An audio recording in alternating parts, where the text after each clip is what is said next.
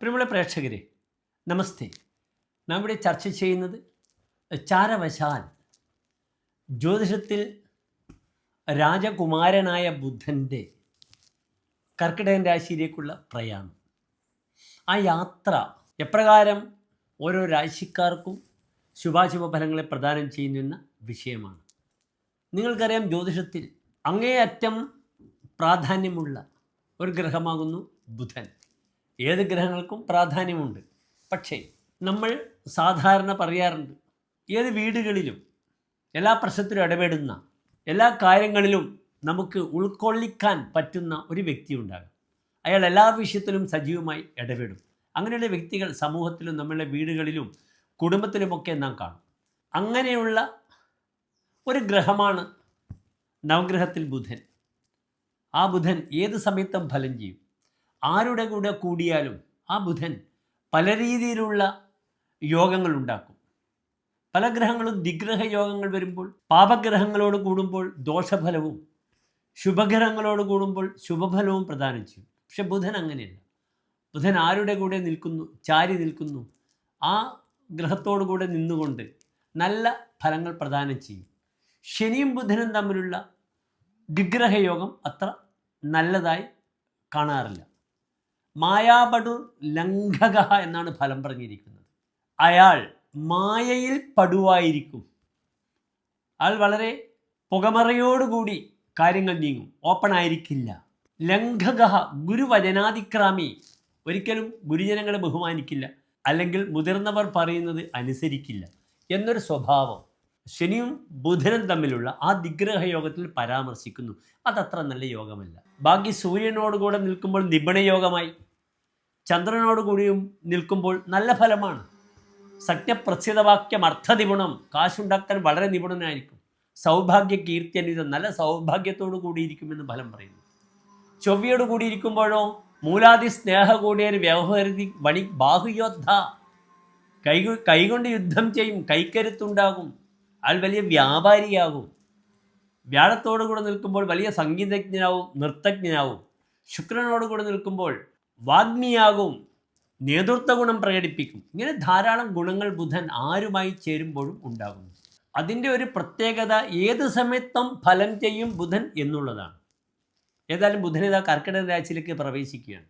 ബുധൻ സ്വന്തം ക്ഷേത്രമായ മിഥുനത്തിൽ നിന്നും കർക്കിടകത്തിലേക്ക് പ്രവേശിക്കുകയാണ്. കർക്കിടകത്തിൽ ബുധൻ്റെ ആശ്രയ ഫലം നിങ്ങൾ ശ്രദ്ധിക്കണം. ബുധൻ്റെ ശത്രുവാണ് ചന്ദ്രൻ. സൗമ്യനാണ്, സോമൻ്റെ പുത്രനാണ്, ചന്ദ്രപുത്രനാണ് ബുധൻ. അങ്ങനെയുള്ള ബുധൻ്റെ ഏറ്റവും വലിയ ശത്രു ആരാണ്?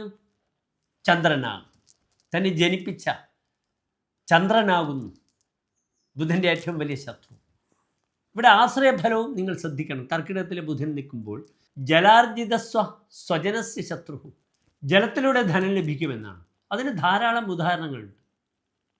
കർക്കിടകത്തിൽ ബുധൻ നിൽക്കുമ്പോൾ അയാൾ ജലത്തിലൂടെ, കർക്കിടകൻ ജലരാശിയാണ്, അതിലൂടെ ധനം ലഭിക്കും. സ്വജനസ്യ ശത്രു, സ്വന്തം ജനങ്ങൾ ശത്രുവാകുമെന്നൊരു ഫലവുമുണ്ട്. പല ജാതകത്തിലും തുലാൻ ലഗ്നമായി 10ാം ഭാവം കർക്കിടക രാശി വന്നവരുടെ ബുധൻ വരുമ്പോൾ അവർ ലോജിസ്റ്റിക്സിൽ വളരെയധികം ശോഭിക്കാറുണ്ട്.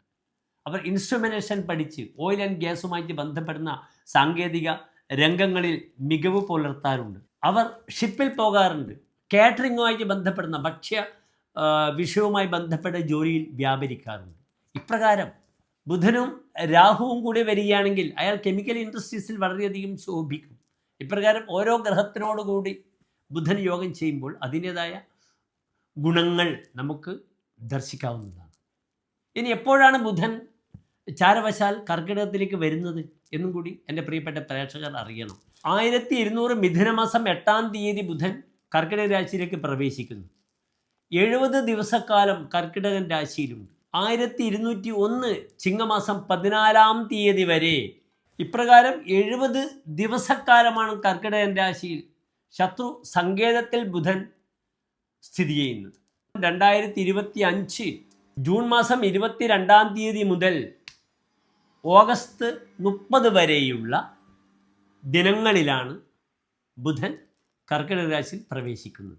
ഇനി നമുക്ക് ഓരോ രാശിക്കാരുടെയും ശുഭാശുഭ ഫലങ്ങൾ എപ്രകാരമാണ് എന്ന് ചിന്തിക്കാം.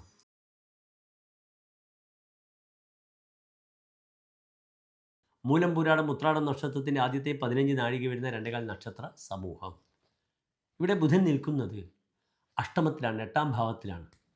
8ാം ഭാവത്തിൽ ബുധൻ വന്നാൽ ദോഷമാണോ? നിങ്ങൾ ചിന്തിക്കണം. ഏത് ഗ്രഹങ്ങളും 8ാം ഭാവത്തിൽ വന്നാൽ ദോഷമാണ്. ശുഭഗ്രഹങ്ങൾ വന്നാലും പാപഗ്രഹങ്ങൾ വന്നാലും. പക്ഷേ ബുധൻ ഒഴിച്ച്, ബുധൻ 8ൽ വന്നാൽ വിശ്രുത ഗുണാഹ, തൻ്റെ ഗുണങ്ങളാൽ തനിക്ക് അംഗീകാരം ലഭിക്കുമെന്നാണ് ഫലം പറഞ്ഞിരിക്കുന്നത്. അതിനാൽ ആ ബുധൻ നല്ലൊരു ഫലത്തെ പ്രദാനം ചെയ്യും. പക്ഷെ ഇവിടെ നാം ഒരു കാര്യം ശ്രദ്ധിക്കണം. ധനുരാശിക്കാർക്ക് ബുധൻ 2 ഭാവങ്ങളുടെ അധിപനാണ്. ഒന്ന് 7ാം ഭാവം, വിവാഹം, അതിനാലോക ഭാര്യാഭർത്തൃ സമാഗമ. വിവാഹം, ഭാര്യാഭർത്തൃ ബന്ധങ്ങൾ, വിദേശയാത്ര, നഷ്ടപ്പെടുന്ന കാശ്, വിദേശത്ത് വരുന്ന സുഹൃത്ത്, ദേവാലയ വിഷയത്തിൽ ദേവൻ്റെ ആഭരണങ്ങൾ, ഇതൊക്കെയാണ് ചിന്തിക്കുന്നത്. ഇതിനൊക്കെ ദോഷമാണ്. യാത്ര പോകുന്ന വ്യക്തിക്ക് അന്യദേശത്ത് പേരും പ്രശസ്തിയും ഉണ്ടാകും. പക്ഷേ യാത്രാ തടസ്സങ്ങളുണ്ടാകാം. ഫ്ലൈറ്റ് ക്യാൻസലാവുക, അല്ലെങ്കിൽ തൻ്റെ രേഖ നഷ്ടപ്പെടുക. എത്തിച്ചേർന്നാൽ വളരെ ഗുണമാണ്. യാത്രാ തടസ്സമില്ലാതെ നിങ്ങൾ ശ്രദ്ധിച്ചു കൊള്ളണം. ഭാര്യാഭർത്തകന്മാർ പരസ്പരം പിരിഞ്ഞിരിക്കുന്ന സമയമാണ്. അതാണ് യാത്രക്ക് നല്ല യോഗം കാണുന്നു എന്ന് പറയുന്നത്. അപ്രകാരം തന്നെ നിസ്സാര കാര്യങ്ങൾക്ക് ഭാര്യയും ഭർത്താവും തമ്മിൽ പിണങ്ങുന്ന സമയവും കൂടിയാണ്. 7ാം ഭാവാധിപൻ അഷ്ടമത്തിൽ നിൽക്കുമ്പോൾ ഏറ്റവും കഷ്ടപ്പെട്ട ഭാവമാണ് ജ്യോതിഷത്തിൽ അഷ്ടമം. തമ്മിൽ പിരിയും, അടിച്ചു പിരിയുക, അല്ലെങ്കിൽ lot of difference of opinions വരിക. ഇങ്ങനെ കുറേ ബുദ്ധിമുട്ടുകൾ ആ ബുധൻ ഉണ്ടാക്കും അവിടെ. പിന്നെ മറ്റൊരു പ്രധാനപ്പെട്ട വിഷയം, ബുധൻ കർമാധിപനാണ്. കർമ്മമേഖലയിൽ ശത്രുക്കളുണ്ടാകും. സ്വജനസ്യ ശത്രു, ഫാമിലി ബിസിനസ് ആണെങ്കിൽ ഫാമിലിയിൽ തന്നെ വലിയ ശത്രുക്കൾ ഉണ്ടാവും തനിക്കെതിരെ. പക്ഷേ വിദേശത്ത് പോയി കാശുണ്ടാക്കാനൊക്കെ നല്ലതാണ്. ഒരു കർമ്മ മാറ്റമാകാം. അതിനുവേണ്ടി ഉത്സാഹിച്ചാൽ അത് വളരെ നന്നായി തീരും. ഇപ്പോഴേ ശ്രമിക്കണം. തനിക്കൊരപ്പുറത്ത് വലിയൊരു ജോബ് ഓഫർ വന്നു. അപ്പോൾ തനിക്കെന്ത് ചെയ്യാം? റെസിഗ്നേഷൻ ലെറ്റർ കൊടുത്ത് കാര്യങ്ങളൊക്കെ നീക്കുന്നതിന് ഈ സമയം വളരെ നല്ലതാണ്. ജോലി മാറ്റമാകാം. അസമയത്തൊന്ന് നാട്ടിൽ പോയി നിൽക്കുന്നു, എന്നിട്ട് എന്ത് ചെയ്യുന്നു? ജോലിക്ക് വേണ്ടി കാര്യങ്ങൾ നീക്കുന്നു. കാരണം ഇവിടെ ബുധൻ നീചസ്ഥിതി കഴിഞ്ഞ് ഉച്ചത്തിലേക്ക് വരികയാണ്. 70 ദിവസം കർക്കിടകത്തിലാണ്, പിന്നെ ചിങ്ങം, പിന്നെ ഉച്ച രാശി കന്നിയിലേക്ക്. അതിനാൽ ജോലി മാറ്റം ആഗ്രഹിക്കുന്നവരൊക്കെ ശ്രമിക്കുക. പക്ഷേ ബലാത്കാരേണ തൻ്റെ കമ്പനി തന്നെ ഉപേക്ഷിക്കാതെ നോക്കണം. പേരുദോഷം വരരുത്. ജോലി നഷ്ടപ്പെട്ട് നാളെ ഏത് സ്ഥാപനത്തിലാണ് ജോലി എന്ന് ചോദിക്കുമ്പോൾ ഇദ്ദേഹം ശരിയില്ല, ഇദ്ദേഹത്തിൻ്റെ പ്രവർത്തനം മോശമായിരുന്നു എന്ന് പറഞ്ഞ രീതിയിലുള്ള പേരുദോഷം ഉണ്ടാക്കാതെ ധനുരാശിക്കാർ ശ്രമിച്ചാൽ നല്ലത്. ഇവിടെ ദാമ്പത്യത്തിൽ ഭാര്യയും ഭർത്താവും തമ്മിലുള്ള ഐക്യമത്യം നിർബന്ധമായും ചെയ്യണം. ലക്ഷ്മി നരസിംഹസ്വാമി ക്ഷേത്രത്തിൽ ഐക്യമത്യ അർച്ചന ചെയ്യണം. കർമ്മതടസ്സം മാറാൻ കർമ്മമുട്ട് ചെയ്യണം. നിർബന്ധമായും കർമ്മതടസ്സം മാറാൻ ധനുരാശി നക്ഷത്രക്കാർ എന്ത് ചെയ്യണം? സുദർശന പുഷ്പാഞ്ജലി, സുദർശന ഹോമം ചെയ്യണം ഒരു തവണയെങ്കിലും. അങ്ങനെ കർമ്മത്തിലുള്ള പ്രയാസങ്ങൾ മാറിക്കിട്ടട്ടെ. പലപ്പോഴും പുതിയ ക്ഷേത്രങ്ങൾ, ദേവാലയങ്ങൾ, അനാഥാലയം, മന്ദിരം, ട്രസ്റ്റ്, ഇതിൻ്റെയൊക്കെ പദവി തന്നെ തേടി വരുമ്പോൾ സ്വീകരിക്കണം. ഒരു പദവി ലഭിക്കുവാനുള്ള സമയമാണ്. മഠാദ്യാലയ സമ്പത്തിമപി വിദ്യ ശുഭോത്രക. അനാഥാലയം, മന്ദിരം, ക്ഷേത്രം, ഇതിൻ്റെ പദവി തനിക്ക് ലഭിക്കും. അത് സന്തോഷപൂർവ്വം സ്വീകരിക്കണം ധനുരാശിക്കാർ. ധനുരാശിക്കാർക്ക് വളരെ അനുകൂലമാണ്. 7ൽ വ്യാഴം നിൽക്കുന്ന സമയമാണ്.